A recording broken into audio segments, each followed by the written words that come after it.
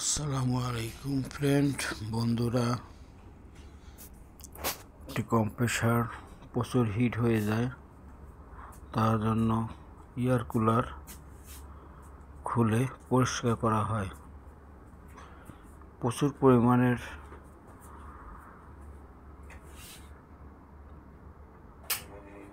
তেলের গাঁত জমা হয়ে হিট হয়ে যেত। তেল এবং ম্যাটেরিয়ালস খারাপের কারণে এগুলো সমস্যাগুলো হয়। আপনারা যাদের কম্প্রেসার পরিমাণের টেম্পারেচার হিট হয়ে যায়, তারা এয়ার কুলার বা ওয়াটার কুলার, অয়েল কুলার যাদের বলে, এগুলা কেমিক্যাল দিয়ে ওয়াশ করে নিতে পারেন। ওয়াশ করলে আগের মতো স্বাভাবিক হয়ে যাবে। দেখুন কি পরিমাণে গাঁত বের হচ্ছে। এটি অ্যাটলাস কপার অয়েল কুলার,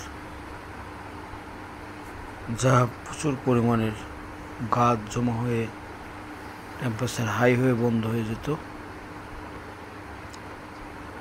এবং নিম্নমানের মাল ব্যবহার করলে এই সমস্যাটা বেশি হয়। নিম্নমানের তেল, নিম্নমানের ম্যাটেরিয়ালস এগুলা ইউজ করলে কম্প্রেসারের লাইফ টাইম কমে যায়। আপনারা সবসময় জেনুইন পাস ব্যবহার করার চেষ্টা করবেন। জেনুইন পাসের একটু দাম বেশি হলেও কম্প্রেসারের লাইফ টাইমটা অনেক ভালো থাকে এবং কম্প্রেসার সার্ভিস দেয় ভালো।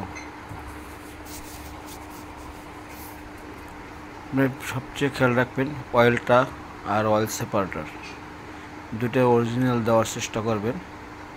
আর যারা এয়ার ফিল্টার বারবার হাওয়া দিয়ে ইউজ করেন, তাদের জন্য বলি এয়ার ফিল্টার হাওয়া যত কম দিতে পারবেন তত ভালো, কারণ ধুলাটা ভিতরে পাস হয়ে